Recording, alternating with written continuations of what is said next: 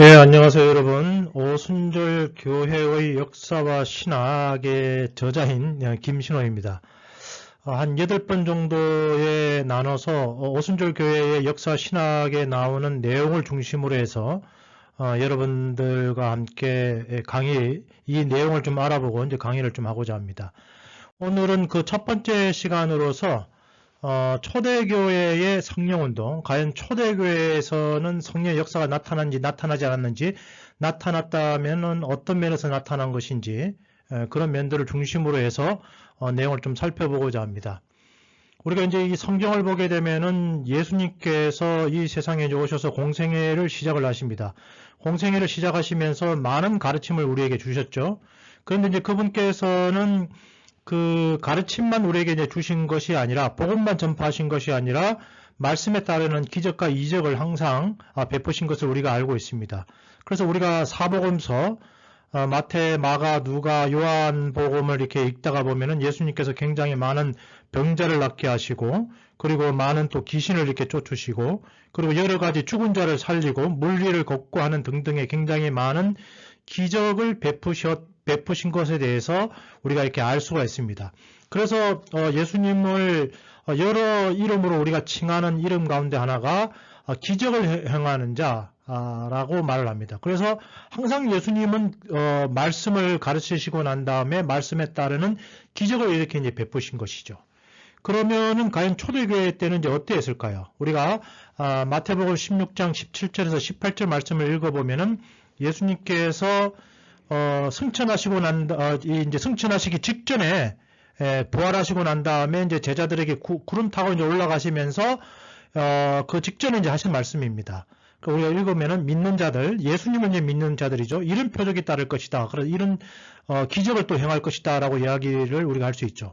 곧 그들이 내 이름으로 귀신을 쫓아내며, 그래서 예수 그리스도의 이름으로 귀신을 쫓아낼 수 있다. 믿는 자는. 그리고 이제 방언을 말한다라는 말이 나옵니다. 이 방언이 나중에 결국은 오순절 운동을 설명함에 있어서 굉장히 중요한 그런 증표 중에 이렇게 하나라고 이야기할 수 있습니다. 성령 세례를 받은 어떤 이제 증거 중에 하나로서 이렇게 해석할 수 있는 이 방언이 드디어 이렇게 나오게 되고요. 뱀을 집어 올리며, 그렇다고 해가지고 밖에 나가지고 독사를 막 손으로 이렇게 잡는다든지 이제 그런 의미라기보다는 어떻게 보면은 이제 악한 영을 주로 이제 뱀에 많이 이렇게 비유를 하죠. 우리 창세기에 아담과 하와가 있는데 이 사단이 뱀의 형태로 이렇게 접근하는 그런 모습을 볼 수 있습니다. 그래서 어떻게 보면은 뭐 귀신을 쫓아낸다라는, 귀신을 정복한다라는 그런 그 의미로 이렇게 우리가 해석을 할 수 있고요. 무슨 독을 마실지라도 해를 받지 아니하며 병든 사람에게 손을 얹은 날이라, 이렇게 이제 예수님께서 믿는 자들이라고 한다면은 이런 표적이 나타나야 된다라고 우리에게 이제 말씀을 하셨습니다. 오늘날 그것이 나타나느냐 나타나지 않느냐, 참 우리가 여러 가지 많은 신학적인 해석들을 가하고 있는데, 그러나 일단은 이 말씀의 근거에서만 본다라고 한다면은 믿는 자들에게는 이런 표적이 나타나야 된다라고 예수님께서 우리에게 이제 이런 말씀을 하셨습니다. 그리고 또 야고보서 5장 14절에서 15절 말씀을 보면 너희 중에 병든 자가 있느냐, 아픈 사람이 있느냐라고 이제 물어보는 거죠. 그럼 아픈 사람이 있으면, 오늘 아픈 사람이 있으면 우리는 어떻게 합니까? 병원 가라고 그럽니다. 그죠? 그런데 야고보는 뭐라고 얘기하는가 하면 교회 장로들을 청할 것이요. 그래서 장로들에게 이제 가라는 거죠.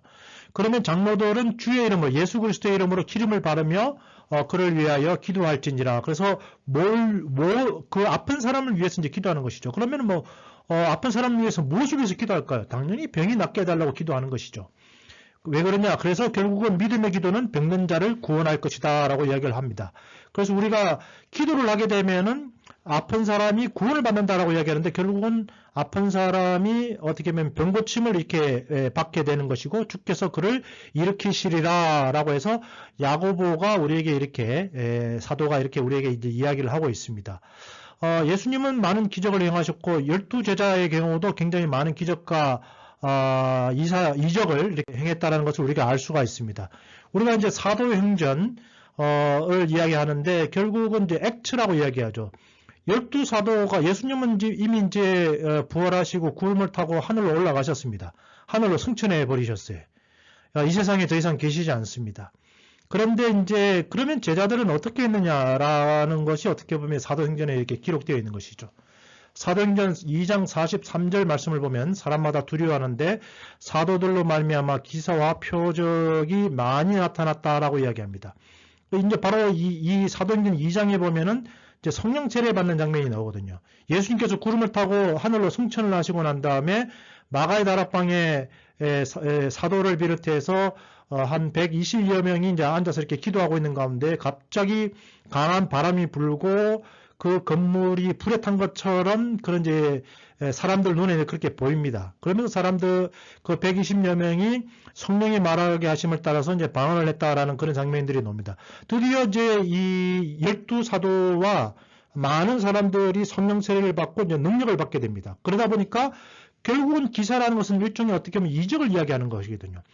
초자연적인 일을 이야기하는 것입니다. 그런 일들을 이제 행했다라고 이제 성경이 우리에게 이야기를 하고 있죠. 그러면서 이 사도행전의 전반부를 누가 주도하는가 하면은 베드로가 주도를 합니다. 12제자 가운데에 어떻게 보면 수제자죠. 그래서 베드로가 행한 일이 기록되어 있는 것이 한 반 정도 이렇게 기록되어 있고, 그리고 반 이후의 일은 기독교인을 그리스도인을 핍박했던 이제 사울이라는 사람이 하나님을 만나고 난 다음에 이름이 바울이 바뀌어가지고 바울의 이야기가 어떻게 보면은 사도행전 후반부에 어떻게 보면 이 두 분의 이야기가 사도행전의 이야기다라고 우리가 말할 정도로 굉장히 이 사도행전은 이 두 분의 기적과 이사에 대해서 이야기를 하고 있죠.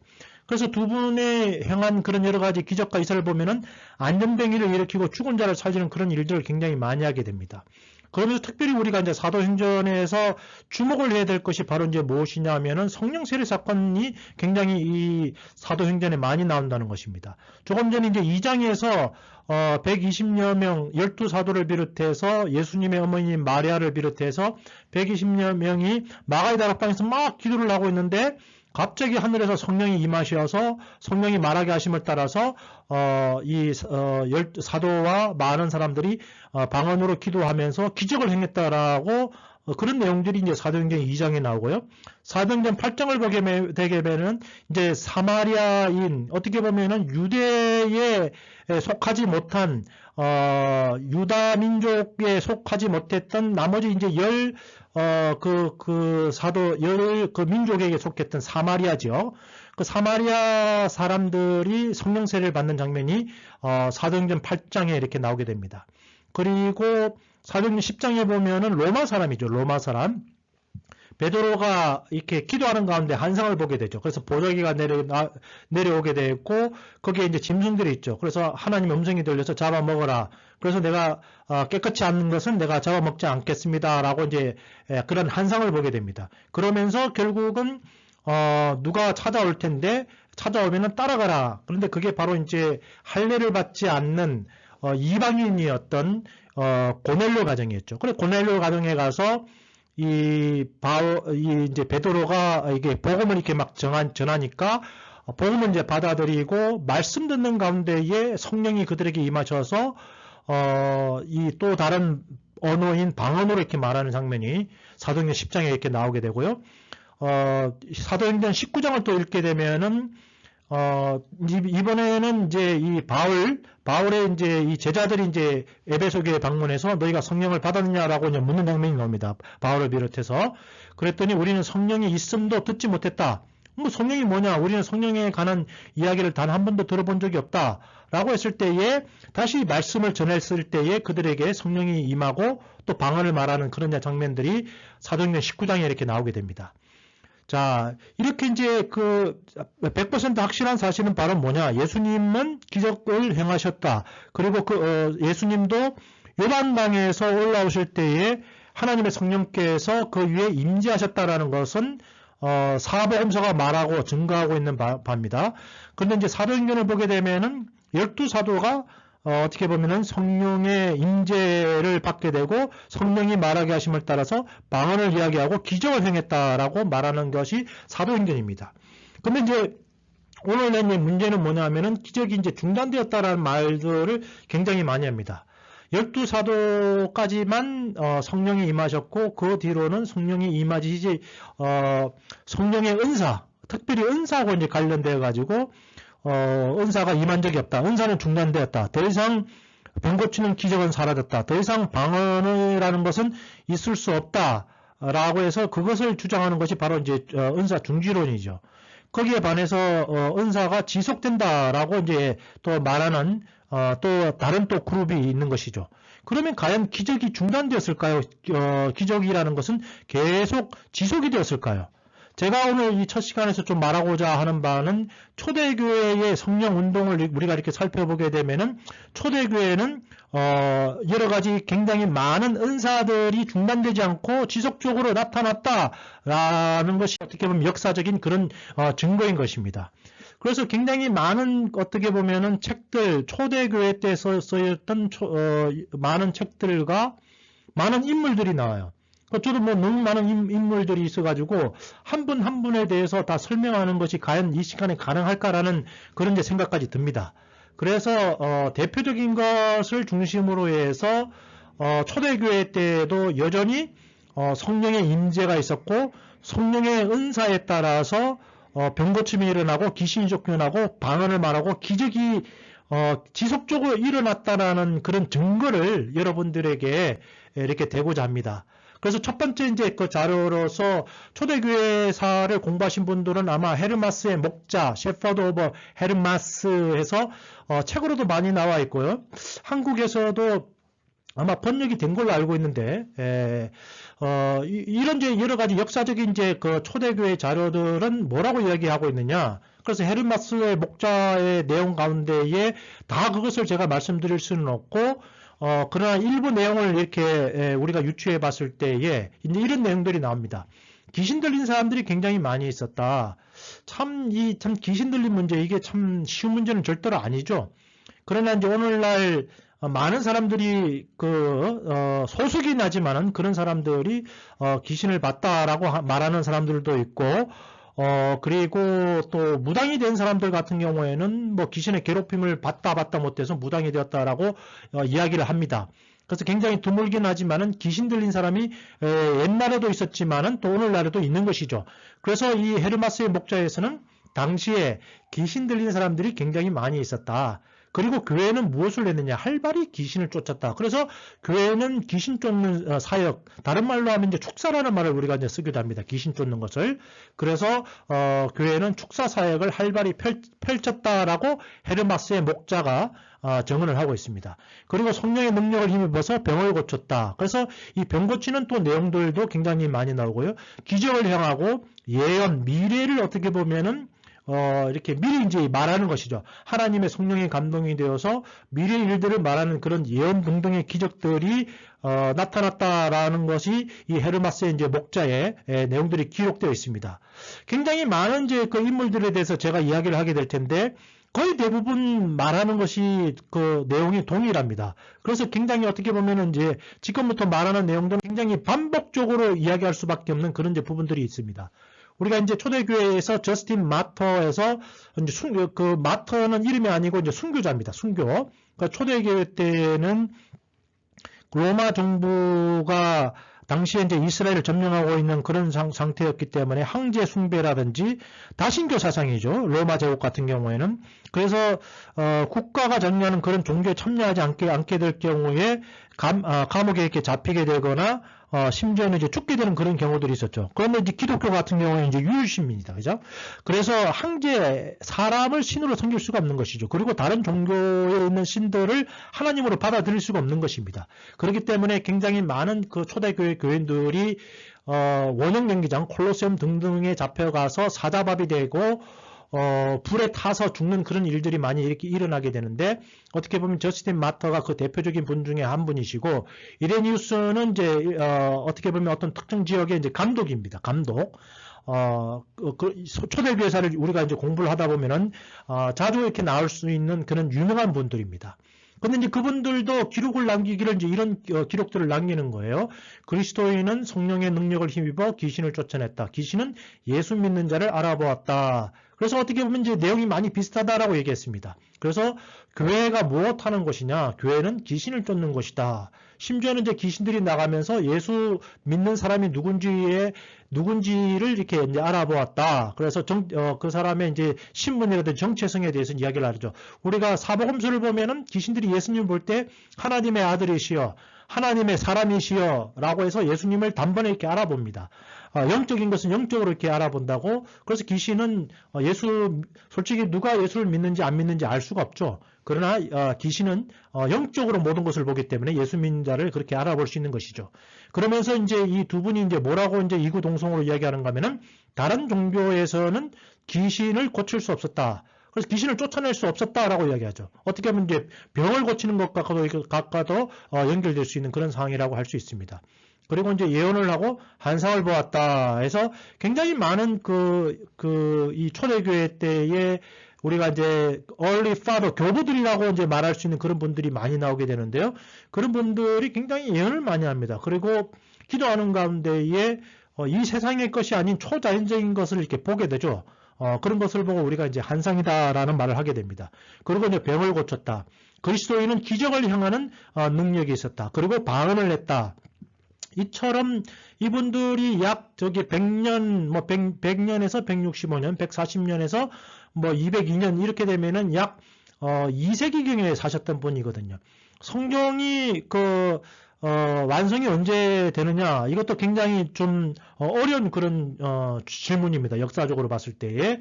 그러나 12사도가 죽은 것이 예를 들어서 가장 오래 살았다라고 할 수 있는 우리 요한 같은 경우에 이제 요한계시록까지 완성을 했기 때문에 이제 그런 거죠. 근데 그분 같은 경우에도 한 90년이나 이제 그 정도 되면 이제 돌아가신 것이죠. 그래서 거의 대부분 100년이 됐을 때는 12사도는 이미 다 죽고 없는 것이죠. 그래서 12사도가 다 죽고, 그 이후에 어떻게 보면은 12사도의 제자들이 이제 활동하던 그런 시대라고 이야기를 할 수 있는데요. 그런데, 그런 이제 그 사도들이 행했던 그런 기적들이 중단된 것이 아니라 기적이 여전히 우리가 지속되고 있다라는 것. 그것도 어떤, 이름도 없고 우리가 잘 알지 못하는 소종파라든지 이단 그룹에서 그렇게 한 것이 아니라, 기독교 역사에서 누구나 다 인정할 수 있는 이런 유명한 분들께서, 이런 사실들에 대해서 이제 증거를 이렇게 하고 있는 것입니다. 그리고 이제 터툴리안 같은 경우에는 우리가 이제 삼일체라는 용어, 트리너티라는 말을 하게 되죠. 트리너티라는 말은 성경에 나오지 않는 그런 단어입니다. 굉장히 어려운 개념이라 할 수 있습니다. 제가 삼일체에 대해서도 한번 다른 강의를 통해서 말씀을 드린 적이 있습니다. 그래서 성부 하나님, 성자 하나님, 성령 하나님, 그래서 세 분 하나님. 그러면 하나님이 셋이냐? 아니다. 그러나 하나님은 한 분이시다. 세 위격이시지만은 한 분이신 하나님이시다. 굉장히 어려운 그런 개념을 트리니티, 삼일체라는 용어로 설명하신 그런 이제 분이세요. 근데 이제 이 터툴리안 같은 경우에도 굉장히 당시에 예언의 은사가 굉장히 많이 나타났다. 그리고 교회는 귀신을 쫓아내고 병자를 고쳤다. 그리고 죽은 자가 살아났다. 라는 등등의 어떻게 보면은 그런 당시에 그분께서 그리고 당신이 하셨던 그런 일들을 기록으로 이렇게 남기셨는데 그런 모든 일들이 뭐에 대해서 이야기하고 있는가 하면 기적은 여전히 초대교회 때에 융성하게 나타났다라고 이야기를 하고 있는 것입니다. 아까 이제 성경에 대해서 잠깐 말씀드린 성경이 거의 300년 이후가 되어가지고 27권의 이제 신약이 이제 만들어지게 됩니다. 완성이 되게 되어 있는 거죠. 그 전까지는 요한계시록을 집어넣을까 뺄까, 야고보서를 집어넣을까 뺄까, 굉장히 많은 이제 오랫동안의 토의를 이렇게 하게 됩니다. 그리고 어떤 문서가 진짜 문서냐 등등을 이제 검증하다 보니까 생각보다도 27권의 신약, 오늘날 우리가 알고 있는 신약을 완성하기까지 시간이 굉장히 많이 걸렸습니다. 그러다 보니까 이런 이제 교부들의 기록이라든지 교부들의 정언이 굉장히 많은 그런 큰 역할을, 왜냐 아직 성경이 완성이 되지 않았기 때문에 그런 것이죠. 그래서 이제 이런 분들께서 계속해서 이제 이런 간정들, 기독교에서 여전히 나타나고 있는 그런 기적들에 대해서 이야기를 하고 있는 것이죠.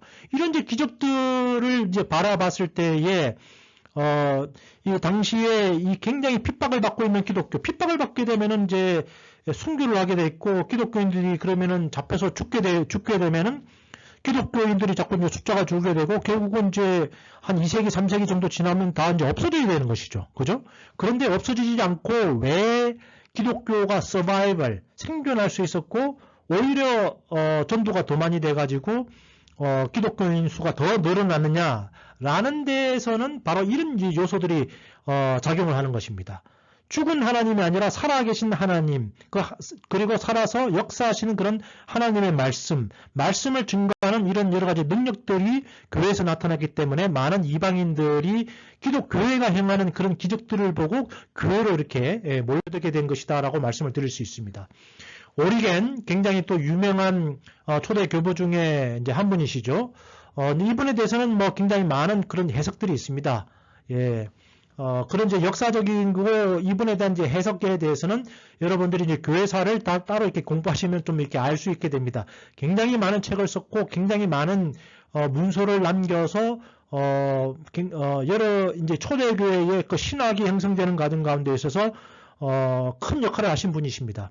그리고 또 이분의 신학에 대해서도 여러 가지 많은 그런 평가들이 있는데요. 그분은 이게 따옴표가 있는데 직접 본인이 쓴 글 이제 어떻게 보면 한국말로 번역했을 때에 보통 이렇게 따옴표를 쓰게 됩니다. 그들은 귀신을 쫓아냈고 수많은 신유를 행했으며 미래를 보았다. 예수님의 이름으로 많은 질병들이 고침을 받았다라는 그런 기록을 남겼습니다. 앞에서 했던 이야기들이 계속해서 이제 반복이 되는 거죠. 귀신을 쫓아내고 병을 고치고 예언을 하고 질병들이 고침을 받았다. 그래서 교회는 끊임없이 이런 사역들을 하는 곳이었다라고, 이 오리겐도 그 점에 대해서 이제 동의를 합니다. 자, 이제 몬타누스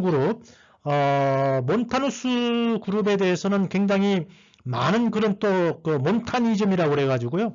이분이 이제 만든 종파 이름이 이제 몬타니즘이 되는 이름을 그대로 따가지고 이 몬타누스에 대해서는 역시 교회사에서도 굉장히 많은 그런 평가를 하고 있고 어떤 분들은 이제 초대교회 대표적인 이단이고 지금도 이단이다라고 이제 주장하시는 그런 분들도 계십니다. 그렇지만은 아니다라는 그런 이제 또 주장을 하시는 그런 신학자들도 굉장히 많이 있습니다.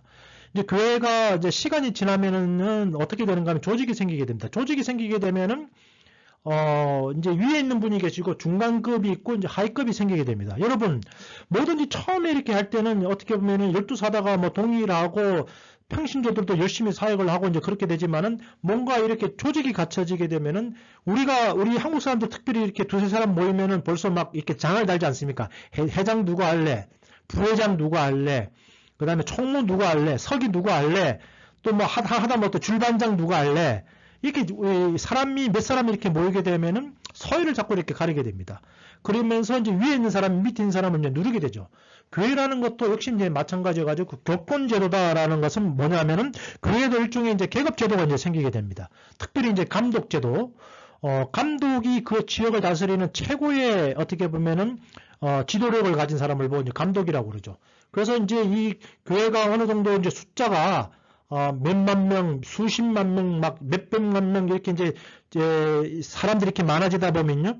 결국은 이제 위에 계신 분들, 중간 또 이렇게 지도자급, 하위 지도자급, 평신도들 막 이런 어떻게 보면은 약간 이렇게 삼각형 모양의 계급 제도가 이렇게 생기게 됩니다. 그걸 보고 이제 교권 제도라고 합니다.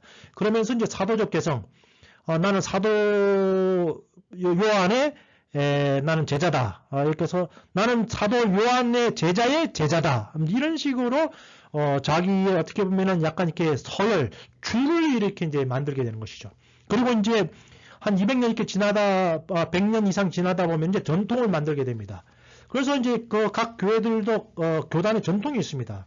그래서 기독교가 다 똑같은 것 같은데 교단이 수백 개가 있고 수천 개가 있거든요. 그럼 왜 그렇겠습니까? 교회마다, 교단마다 교리가 다르고 전통이 다르기 때문에 그런 것이죠. 그래서 다 또 이렇게 교리라는 것은 사람마다 신학이 조금씩 다 차이가 있습니다. 어떻게 보면 신학이죠. 그래서 이제 이 교회가 조직체가 되다가 보면은 이제 이런 면들을 자꾸 이제 강조하게 됩니다. 그러면서 이제 감독제도 같은 경우에는 감독이 있는 곳에 교회가 있고 감독이 없는 곳에는 교회가 없다. 어떻게 보면은 어떤 특정한 지역에 예를 들어서 감독이 없습니다. 그럼 거기는 교회가 없다라는 것이.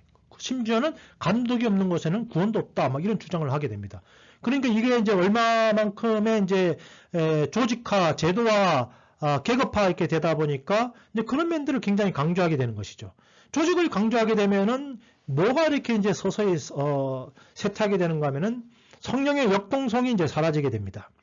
점점점 더 사람의 말에 권위가 있고, 우리 감독님께서 무슨 말씀을 하시나, 우리 감독님은 어떤 결정을 하셨나, 거기에 사람들이 이제 관심이 있는 것이죠. 옛날에는 모든 사람들이 하나님을 쳐다보고 하나님의 음성을 들으려고 그랬습니다. 그리고 성령께 기도하고 성령의 음성을 듣고 성령의 계시를 받으려고 그랬습니다.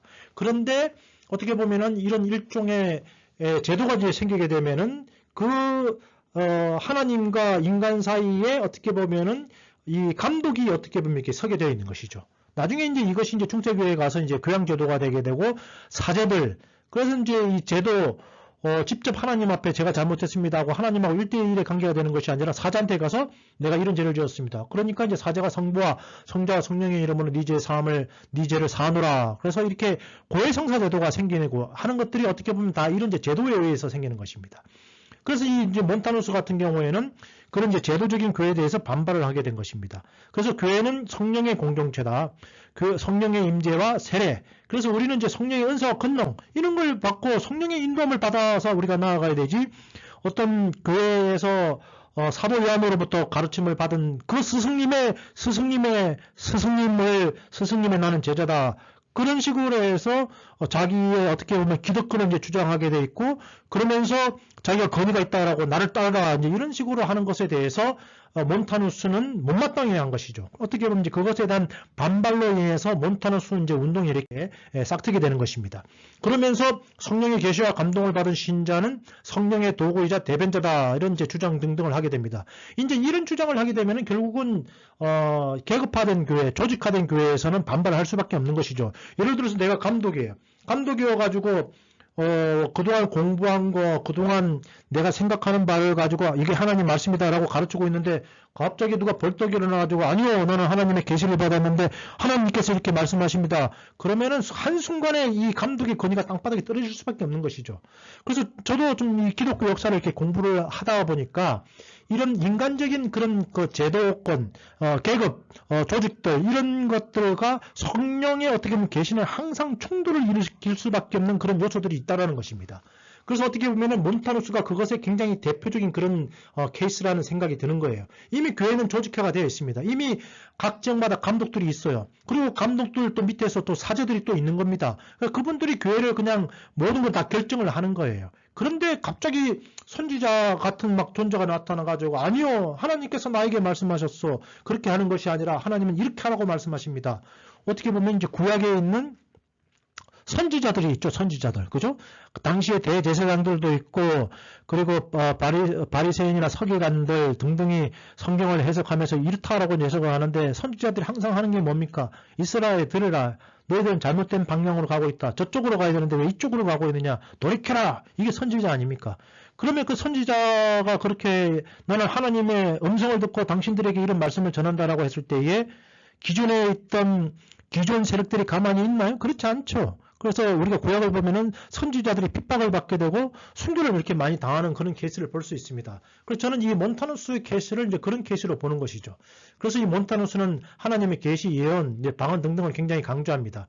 그리고 이제 초대교회는 남자들이 거의 이끌어갔던 그런 시대거든요. 감독은 누구만 될 수 있습니까? 남자만 될 수 있는 거죠. 여자들은 교회에서 리더가 될 수 없고 교회에서 설교도 할 수 없거든요. 그런데 이제 이 몬타누스 같은 경우에는 자신이 이제 죽어갈 때쯤에 여자였던 두 사람, 프리스기와 막시밀라를 후계자로 삼습니다. 내가 이렇게 그동안 지켜봤더니 가장 성령의 음성을 뚜렷하게 듣는 자들이고 그들이 말하는 계시는 정말 성령께서 말씀하시는 것이 맞다라고 인정을 해서 여자를 그 그룹의 리더로 앉히게 됩니다. 이것이 또 당시 조직화된 그런 교회에 큰 반발을 일으킨다. 아니, 어떻게 여자가 강단에 서서 설교를 하고 리더가 될 수 있어? 절대로 그럴 수 없어. 이런 일 때문에 이제 몬타누스가 결국은 이단으로 이렇게 나중에 이제 몰리게 됩니다. 그러면서 이제 이 프리스기아에 예수님이 재림하신다. 이 참 재림 문제는 굉장히 어려운 문제죠. 그래서 제가 보기에는 이것은 조금 몬타누스가 좀 실수를 한 부분이라는 생각이 듭니다. 그리고 이제 윤리적 생활과 금욕적 삶을 굉장히 강조합니다. 그래서 이 사제들 같은 경우에는 윤리적으로 어떻게 해야 되고 되도록이면은 결혼 생활을 하지 말아야 되고, 혹시 또 사별을 했을 경우에도 재혼을 하지 말아야 될 것 등등을 이렇게 강조를 하게 됩니다. 몬타누스가. 그런데 이제 공교회는 이 공교회 입장에서 몬타누스를 봤을 때 못마땅한 겁니다. 그러면서 감독의 건의를 비판했다. 걸핏하면 감독이 틀렸다고 그러고 감독이 말한 것에 대해서 그 내용의 이의를 자꾸 제기하는 거거든요. 그래서 이 공교회 입장으로 봐가지고는 몬타누스를 어떻게든지 처리해야 되는 것입니다. 그러다 보니까 결국 이제 감독의 건의를 비판했다. 교회 통일성을 위협한다. 그 다음에 성경보다 성령의 계시, 방언, 신유, 예언 등을 더 강조했다. 뭐 이런 주장들은 이제 공교회가 이제 그렇게 했다라는 것이죠. 실제로 그렇게 했는지 안 했는지는 이제 역사적으로 우리가 또 봐야 되는 그런 부분들이 있습니다. 그러면서 여사자에게 지도적 역할, 여자에게 지도자급을 주었다라고 이제 이런 여러 가지 이유로 인해서 1777년에, 아니죠. 177년에 이제 이단으로 이렇게 정제를 하게 됩니다. 근데 이제 이 몬타누스파에 대해서 그 이후에 많은 이제 신학자들이나 유명한 우리 신앙가들이 몬타누스를 우리가 제대로 해석해야 된다라고 이제 생각을 하게 됩니다. 특별히 이제 조금 전에 삼일체의 신학을 정립한 터툴리안 같은 경우에는 몬타누스파에 직접 본인이 가담을 하게 됩니다. 그리고 감리교를 만든 존 웨슬리 같은 경우에는 몬타누스는 가장 진정한 그리스도인이었다라고 재해석을 내리게 됩니다. 그리고 이제 칼 호이시 등등을 호이시만 이렇게 했다는 것이 아니라 굉장히 많은 이제 그 역사가들이 뭐라고 이야기하는가 하면은 몬타누스야말로 최초의 교회 개혁가였다. 그야말로 진정한 성령의 계시를 받은 자였다 등등으로 굉장히 긍정적으로 이렇게 평가를 하고 있습니다. 그런데 이제 안타깝게도 한국 교회에서는 몬타누스가 여전히 거의 대부분의 학자들에 의해서 이단으로 여전히 평가를 받고 있는 것은 또 재해석이 좀 돼야 되지 않나라는 생각이 듭니다. 그러면서 이제 이 초대교회 때에 이제 지각 변동이 일어납니다. 이 콘스탄틴 당시에 이제 로마가 4개의 지역으로 처음에는 이제 그 굉장히 강제한 지역을 그 항제에 의해서 이제 나누게 됐는데 너무 이제 지역이 넓다 보니까 4개 지역, 그래서 항제 또 부항제, 서쪽, 동쪽 이렇게 나눠 가지고 4개 지역으로 이렇게 나눠지게 됩니다. 근데 이제 거기서 이 콘스탄틴은 이제 한 지역을 다스리던 뭐 항제였던 것이죠. 근데 그가 이제 나머지 이제 이 항제가 되게 되면은 항상 이렇게 큰 야망을 품게 됩니다. 내가 나머지 3개 지역을 다 먹고 그 거대한 지역에 항제가 되어야 되겠다라고 생각을 해서 그가 이제 전쟁을 이제 이렇게 벌이게 됩니다. 그러면서 이제 이 전쟁에 나가기 전에 그가 이제 우리 이렇게 그림을 보게 되면은 이제 왼쪽에 이제 황금 옷을 입은 사람이 이제 콘스탄틴이죠. 한상 중에 이것이 뭐 역사적으로 사실은 절대로 아닙니다. 그런데 이런 이제 전설이 내려오죠. 그래서 전쟁을 앞둔 이렇게 상대방이 너무나 강했어요. 그래서 밀비한 다리가 이제 앞에 이제 이렇게 다른 적군이 있고, 자기는 여기 있는데 상대방이 훨씬 군사도 많고 강력했습니다. 그래서 질 것 같은 것이죠. 그런데 이제 갑자기 이제 한상 중에 저렇게 이제 십자가가 이렇게 보인 것이죠. 그래서 이제 그 방패에다가 십자가를 이제 이렇게 기호로 마크를 해라. 그러면서 이제 이 십자가의 신에게 약속을 합니다. 뭐라고 약속하는가 하면 내가 전쟁에서 이기면은 십자가의 신을 내가 승인하겠소라고 합니다. 그런데 웬걸 그 다음날 전쟁이 벌어졌는데 정말 기적적으로 이기게 됩니다.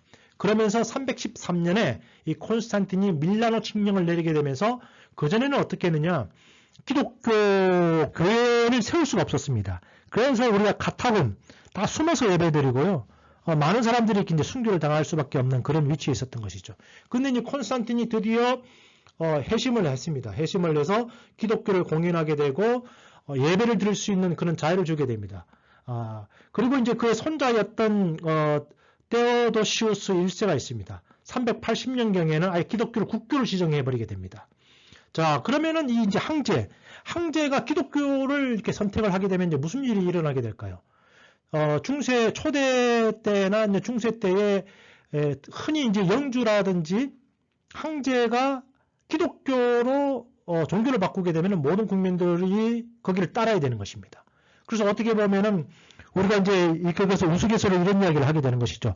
가장 성교를 많이 한 제자가 누구냐라고 이제 이야기를 했을 때 흔히 이제 우리가 사도 바울을 이야기를 많이 합니다. 왜냐하면 제1차, 2차, 3차 선교 여행을 통해서 굉장히 많은 지역의 이방인들에게 이제 복음을 전한 복음의 사도죠. 그래서 전도의 사도죠. 그래서 가장 많이 이제 전도한 분을 이렇게 뽑을 때에 우리가 그렇게 이야기를 하게 됩니다. 그러면 과연 2000년 역사를 통해서 가장 많은 사람을 기독교로 교회로 이렇게 옮기게 한 사람이 누구냐? 어떤 분들은 뭐 빌리 그램이지 않느냐? 뭐 이런 등등의 여러 가지 해석을 내립니다. 그런데 역사적으로 이야기했을 때 콘스탄틴이지 않을까 하는 생각이 맞는 것 같습니다. 왜 그러냐면은 황제 한 사람으로 말미암아 온 로마인들이 교회를 하게 된 것이죠. 본인이 믿든 안 믿든 상관이 없어요. 이제 교회를 나가야 되는 겁니다. 국교가 됐다는 것은 교회를 나가야 되는 것이죠. 그래서 이 콘스탄틴을 해석을 할 때에 물론 여러 가지 해석을 내립니다. 그런데 이제 어떤 분들은 제13의 사도다. 그만큼 많은 사람들을 교회로 나오게 만든 그런 장본인이기 때문에 그런 이야기를 하게 되는 것입니다. 그런데 이제 이 국교가 됐어요. 국교가 되다 보니까 이제 국가의 기독교 교회가 국가의 통제를 받게 됩니다. 그리고 본인이 믿든 안 믿든 상관없어요. 무조건 교회 나가야 되는 것입니다.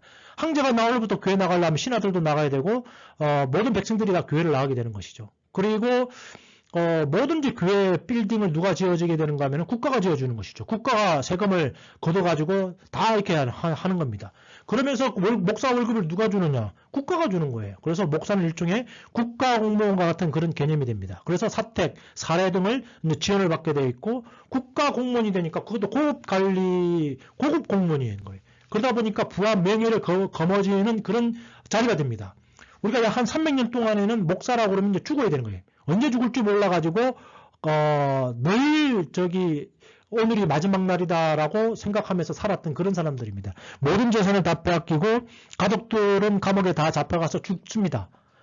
그랬는데 이제 이 국교가 되면서 이제 목사가 굉장히 이제 상위 계급에 이제 속하게 되는 것이죠. 굉장히 많은 그런 사례를 받은 걸로 역사적인 기록에도 그렇게 나오게 되어 있습니다. 그러면서 이제 이 목사들이 이제 계급화, 성직자 중심의 이제 교회를 하게 됩니다. 자, 여러분, 제가 앞에서 몬타누스의 케이스를 통해서 여러분들에게 말씀을 이미 드렸습니다. 이렇게 교회가 계급화되고 성직자 중심이 되면요, 모든 것이 다 전통을 중요하게 되고, 그 다음에 교리가 활성화되고, 그러면서 결국은 성령의 역사는 자연적으로 억눌리게 되는 것입니다. 제가 말씀을 드렸죠. 갑자기 감독이 나와서 이야기하고 있는데 갑자기 이 지팡이 하나 들고 옷도 역겨운 냄새가 나고 수염이 막 엄청 길어가지고 막 산발처럼 한 사람 막 맨발이 막 발가락에 때가 그냥 줄줄 끼어가지고 그냥 뽀짝 굶은 사람이 갑자기 문 열고 들어가가지고 성령께서 나에게 말씀하셨어. 그러면서 막 기적을 막 베풀어 보세요. 그러면은 교회의 이 감독의 권위, 위에 있는 상급자들의 이제 권위가 땅바닥에 떨어질 수밖에 없는 것입니다. 그래서 이 계급화 성직자 중심의 교회가 된다는 것은 어떻게 보면은 성령의 역사와는 정반대 방향으로 갈 수밖에 없는 그런 일들이 일어나게 됩니다. 그러면서 성직자 중심의 교회가 되다 보니까 평신도 여성들에게 침묵을 이제 강요를 하게 됩니다. 그래서 굉장히 오랫동안 평신도와 여성들은 교회에서 수동적인 그런 존재들이 되게 되어 있는 것이죠. 그러면서 이제 성령의 생동력, 초자연적인 현상, 성령의 은사 등등들이 점점 역사로 이렇게 사라지게 되는 것입니다. 그러면서 사라지게 되면서 억누르고 하지 말라고 그러고 하면 안 된다고 그러고 그것이 옳지 않다고 이야기하게 되는 것. 그러다 보니까 결국은 성령의 역사는 없다라고 이야기하게 되는 것이죠. 그것이 바로 이제 은사 중지론입니다. 더 이상 성령의 은사는 없다. 더 이상 병 고침은 일어나지 않는다. 더 이상 방언은 없다. 더 이상의 예언은 없다. 등등의 이제 주장들이 이제 등장을 하게 됩니다. 그러면서 이렇게 말을 하게 되는 것이죠. 그래서 은사 중심론은 이렇게 주장합니다. 신약의 기적은 초대교회에서만 일어났다. 성령의 계시 완성은 사도 시대 이후에 끝났다. 더 이상 없다. 성경이 완성된 이후에 기적은 없다. 그리고 이제 중세시대 때 스콜라 철학이 나오면서 하나님은 천지를 창조하시면서 자연 질서를 보여하셨고 그 이후로 더 이상 관여하지 않으신다. 마치 시계를 하나님이 만드신 시계를 만들고 난 다음에 우리가 배터리를 딱 집어넣으면 알아서 돌아갑니다. 그죠? 그 다음부터는 그냥 시계가 돌아간 대로 내버려 두신다는 거예요. 하나님은 자연의 법칙을 만드셨고 그 법칙대로 하시지 더 이상 초자연적인 그런 기적들은 행하지 않는다라고 이 은사 중지론자들이 이제 주장을 하게 됩니다. 그래서 기독교 강요를 쓴 칼뱅과 같은 경우에도 성경은 마지막 계시다. 더 이상의 계시는 더 이상의 예언은 없다. 교회는 병이나 귀신 들림을 해결하는 교회는 병 고치는 곳이 아니다. 교회는 귀신을 쫓는 것이 아니다. 교회는 구원하는 것이다. 제 문제를 해결하는 것이다라고 이제 주장을 하게 되고 이런 이제 종교 개혁가들의 주장들이 이제 받아져서 오늘날 대부분 교회들이 이 은사 중지론을 지지하게 됩니다. 그리고 특별히 또 계몽주의, 18세기 들어서 이제 계몽주의가 이성의 법칙, 과학적 법칙에 근거해서 초자연적인 역사를 거부하게 됩니다. 심지어는 예수님의 기적들, 성경에 나와 있는 기적들도 다 부인합니다. 왜 이런 일은 일어날 수 없으니까요. 그리고 죽은 사람이 살아날 수 있습니까? 절대로 죽은 사람이 살아날 수 없습니다. 이거는 모든 사람들이 다 인정하는 바입니다. 그런데 이제 성경에서는 예수님이 부활하셨다라고 이야기하는 거예요. 그런데 이 계몽주의자들은 예수님의 부활마저도 이제 거짓이다라고 이야기해버리게 됩니다. 그러면 이제 기독교가 초자연적인 부분이 없어져 버리면은 기독교는 존재할 수 없거든요. 그래서 이제 계몽주의는 이렇게 이제 주장을 하게 되고 실존주의 또 철학이 득세를 하면서 신유나 축사, 기적 등은 미신에 불과하다. 그거는 정말 옛날에 우리가 번개 빵 치면은 이제 원시인들이 번개신이 번개 던진 줄 알고 잘못했다고 빌고 이렇게 여러 가지 고사를 지내고 이제 그런 것이다라고 이제 이야기를 하게 되는 것이죠. 그래서 이런 이제 그 의견들이 굉장히 기독교의 오늘날 많은 분들의 특별히 계몽주의적인 그런 사고방식을 하시는 기독교인들이 굉장히 많이 있는 것이죠. 그러면서 오늘날 무슨 기적이 있느냐 그런 건 그딴 것은 없다라고 이제 그렇게 이제 주장을 하게 되는 것입니다. 그런데 그럼에도 불구하고 초대교회에서는 끊임없이 많은 기적들이 이렇게 나타난 것입니다. 안토니라는 이제 수도사, 안토니는 쉽게 말해서 이제 사막 수도승입니다. 이집트에서 평생을 어떻게 보면은 기도와 명상을 하면서 하나님과 기도했던 그런 이제 수도사죠, 수도사. 그래서 이제 저 사막 수도사 안토니의 생애, 아타나시우스, 거의 이 3세기, 4세기에 사셨던 분인데, 그 제자였던 아타나시우스가 이제 안토니의 생애에 대해서 글을 남긴 거, 그걸 제가 이제 작년에 안토니의 생애에서 한국말로 번역을 해서 출판을 했습니다. 이 그림을 보게 되면은 이 이제 검은 옷을 입고 있는 노인이 바로 이제 안토니죠. 근데 그 주변에 막 아주 흉측하게 생긴 이상한 것들이 달라붙어 가지고 공중에 이렇게 올리는 그런 장면이 나오죠. 그래서 이 책을 읽어보면은 끊임없이 이 영적인 세력들과 사막에서 전쟁을 벌이는 그런 장면들이 나옵니다. 과연 이건 너무 거짓말이지 않냐? 세상에 이런 일이 어떻게 일어날 수 있느냐라고 또 그런 각도로도 볼 수 있어요. 만약 그런 각도로 보게 되면 성경에 있는 기적들도 우리가 믿을 수 없게 되는 것이죠. 그러면서 그렇게 그가 이제 평생을 통해서 이런 악한 영적 세력들과 싸운 내용들이 기록되어 있는 것이 이 책입니다. 혹시 관심 있으신 분들은 한번 이렇게 사서 한번 읽으시면 좋으실 것 같아요.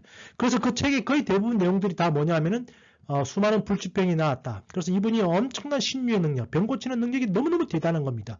심지어는 자기는 이집트 사막에 있으면서 로마에서 누가 찾아온 것도 이미 찾아올 거라는 것도 알고 있고 무슨 일 때문에 찾아왔는지도 알고 만나보지도 않고 문 밖에서 돌아가라. 네 딸이 나왔다. 마치 예수님이 말씀하셨던 그런 막 장면들이 이 책에 많이 나옵니다. 그리고 악한 영들의 공격, 이 이집트 사막에서 엄청난 그 영적인 악한 세력들과 싸우는 그런 전쟁적인 이야기가 이 책에 많이 기록되어 있고요. 환상을 보고 미래를 보고 예언했다라는 등등의 이야기가 이 책의 주 내용을 이렇게 이루고 있습니다.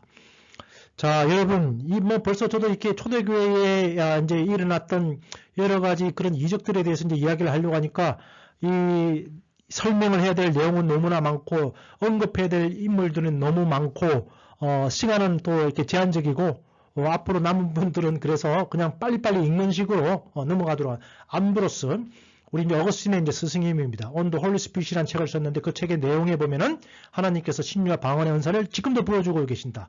그리고 사도행전 12장에 보면은 9가지 성령의 은사들이 있는데 현재 교회의 은사가 다 나타나고 있다. 그리고 귀신을 쫓아내고 죽은 아이를 살렸다라는 그런 기록을 이 암브로스가 남기게 됩니다. 굉장히 유명한 분이십니다. 이분도. 어거스틴 우리가 초대교회를 통틀어서 유일한 어떻게 보면 한 명의 신학자를 꼽으라고 했을 때 이 어거스틴의 고백론이라고 여러분들이 들어보셨을 겁니다. 한국에서도 굉장히 많이 번역돼서 나와 있으니까 혹시 한번 또 기회가 되시면 읽어보시기 바랍니다. 근데 이분은 처음에는 모든 기적은 성경의 기록 이후에 사라졌다라고 이제 주장을 하게 됩니다. 그런데 이제 초창기에는 그렇게 생각을 한 것이죠. 그런데 이제 이분이 이제 목회를 하시면서 여러 가지 영적인 경험을 하게 됩니다. 귀신 들린 사람을 위해서 눈물로 기도했더니 귀신이 나가는 그런 일들이 일어나고, 그리고 온몸에 발작을 일으킨 행제를 위해서 기도했더니 발작이 멈추며 정상적으로 돌아오는 그런 이제 개인적인 체험을 말년에 이렇게 하게 됩니다. 그리고 이제 암에 걸렸던 이노센티우스, 여러 가지 이제 사람들의 이름들도 많이 이렇게 이제 언급이 되어 있습니다. 그래서 기도를 했더니 발작을 일으키더니 그 암이 나은 그런 일들을 하게 됩니다. 그러면서 이제 결국은 시리 오브 갓이라는 유명한 책을 쓰게 되는데요. 하나님의 도성이죠. 한국어로도 번역이 되어서 나와 있는 것을 알고 있습니다. 거기에 보면 이제 이런 말들이 있는 거예요. 나는 오래전에 일어났던 기적과 같은 것들이 오늘날에도 일어나고 있음을 깨달았다. 그러니까 이전에는 기적 같은 것들이 없다라고 생각을 한 거예요. 그런데 그것이 오늘날에도 일어나고 있음을 드디어 알게 되었다. 오늘날 많은 사람들은 신적 능력이 중단되었다고 믿는데 이게 이제 더 이상 기적이 일어나지 않는다라고 많은 사람들이 그렇게 생각하고 있다라는 것이죠. 그래, 얼마나 잘못된 것인가 하는 그런 이제 마침표, 큰 느낌을 이렇게 하게 되어 있는 것이죠. 자, 또 이렇게 마틴이라는 로마 군인입니다. 제가 좋아하시는 또 분 중에 세인트라는 말을 갖다 이제 카톨릭에서 이제 붙이게 되는데, 그분 중에 한 분이신데 로마 군인입니다. 이 그림에서 이제 이렇게 보면 알 수 있듯이 로마 군인인데, 이 망토는 이제 전쟁에 나갔을 때 저녁에 어떻게 보면은 이불과 같은 그런 이제 역할을 했습니다. 그런데 이제 추위에 떨고 있는 거지를 보게 되고 칼을 잘라가지고 이 망토의 반을 잘라서 준 거예요. 어떻게 보면 자기가 가지고 있는 재산의 반을 준 겁니다. 이거 돕고 자라고. 그랬더니 그날 밤에 예수님이 꿈에 나타나신 거예요. 그러면서 신유의 능력이 엄청나게 나타납니다. 그래서 이제 교회가 그가 그런 능력을 베푸는 걸 보고 신유자 및 축사자로 이렇게 임명을 하게 되고, 그래서 그가 이제 굉장히 많은 그런 기록들을 보면은 이미 죽은 청년을 위해서 붙들고 기도했을 때 죽은 자를 살리고, 그리고 이제 귀신 들려서 사람들을 물어뜯던 사람, 보통 귀신 들리면 아주 힘이 세어지거든요. 그런데 그 입에다가 손가락을 놓고 물어라! 그랬더니 오히려 귀신 들린 사람이 깜짝 놀라면서 그러면서 귀신이 나가는 그런 이제 일들을 어떻게 보면 이 마틴이 이제 일으키게 됩니다. 굉장히 많은 이제 그 인물들이 나온다고 말씀을 드렸어요. 자, 그러면서 이제 또 바실, 우리가 이제 갑바도기아 사맨이라고 해서 굉장히 유명하신 분이에요, 이분도. 그래서 이제 이분도 뭐라고 얘기하는가 하면, 교회의 공직을 맡는 것보다 성령의 은사를 소유하는 것이 중요하다. 그러니까 성령의 능력이 나타나야 된다라고 얘기하고, 황제 발렌스가 굉장히 바실을 싫어했습니다. 근데 이제 자기 아들이 이제 아파서 이제 죽어가고 있는데 의사들을 부르고 여러 가지 다른 종교 사람들을 불렀는데 고치지 못한 거예요. 그래서 너무 싫어했는데 바실을 어쩔 수 없이 부르게 됩니다. 미워했지만은 그 능력을 인정을 한 거죠. 근데 이 바실이 와가지고 아들을 위해서 기도했는데 왕자가 살아난 거예요. 그래서 다시 한번 그의 권능을 이제 인정하게 됩니다. 당시에 또 유세비우스 감독이 있었는데, 유세비우스 감독이 바실을 또 싫어했습니다. 그런데 정작 자기가 병들어서 아파서 죽어가니까 누구를 부르는가 하면 바실을 부르는 거예요. 왜냐하면 바실에게는 하나님의 능력이 나타난다는 사실을 그가 이제 알고 있었기 때문에 이제 그랬던 것입니다. 이 외에 제가 굉장히 많은 사람들이 있다고 그랬어요. 니사의 그레고리, 우리가 아까 갑바도기의 3인 가운데에 어떻게 보면은 조금 전에 이제 바실의 친동생이기도 합니다. 그리고 나치안스의 그레고리, 이 세 분을 합쳐가지고 갑바도기의 사맨이라고 그래가지고 굉장히 그 중요한 역할을 하게 됩니다. 그 다음에 이제 힐러리 감독이라고 그래가지고 이분 같은 경우에도 굉장히 많은 그런 능력이 나타났고, 존 크리스톰 이분 같은 경우는 콘스탄티노플의 어떻게 보면 대주교입니다. 황금의 입이라고 말할 정도로 굉장히 설교를 잘했던 분이에요. 그냥 설교만 잘했던 것이 아니라 능력이 나타났던 그런 분입니다. 그 다음에 이제 전 카시안이라고 해서 사막 수도승입니다. 생각 이외로 이 초대교회 때의 이 수도승들의 이야기를 읽어보면요, 과연 이게 가능한 일일까라고 할 정도의 수많은 그런 기적들이 나타나 있는 것을 우리가 알 수가 있습니다. 그 다음에 이제 제롬, 그래서 불게이트, 라틴어 성경을 어떻게 보면 본래 이제 이 헬라어로 기록된 성경을 갖다 라틴어로 해서 이제 결국은 로마 가톨릭 교회가 라틴어로 된 성경을 정경으로 이렇게 받아들일 만큼 라틴어만이 하나님의 은혜다라고 인정했던 제롬 등등등등등등 숱한 인물들이 앞에서 말했던 그런 동일한 일들, 동일한 그런 성령의 역사를 나타냈던 그런 일들이 이제 일어나게 되는 것이죠. 그래서 제가 이 초대교회 성령 운동을 결론 지으면서 이렇게 말씀드리는 것입니다. 초대교회에서 성령의 능력은 사라지지 않았다. 지속되었다는 것입니다. 그래서 역사적인 교회학 교회 사적인 그런 관점에서 봤을 때에 은사중주론은 잘못된 것이다라고 저는 말씀드리고 싶습니다. 수많은 주요 종들이 병을 고치고 귀신을 쫓아내고 예언을 하고 기적을 일으키고 방언을 말을 한 것입니다. 그래서 성령의 역사는 중단된 적이 없다라는 것이 어떻게 보면 초대교회의 성령 운동에 대한 저의 이제 결론입니다. 자, 이상으로 제가 이 초대교회에서 나타난 이 성령의 운동, 특별히 이제 오순절 교회의 역사와 신앙 을 설명함에 있어서 역사적인 관점에서 초대교회에 대해서 오늘 저희가 마무리를 지었고요. 다음 시간에는 중세교회와 근대교회에 대해서 또 말씀을 드리고자 합니다. 예, 강의 들으신 여러분들께 감사드립니다. 예, 감사합니다.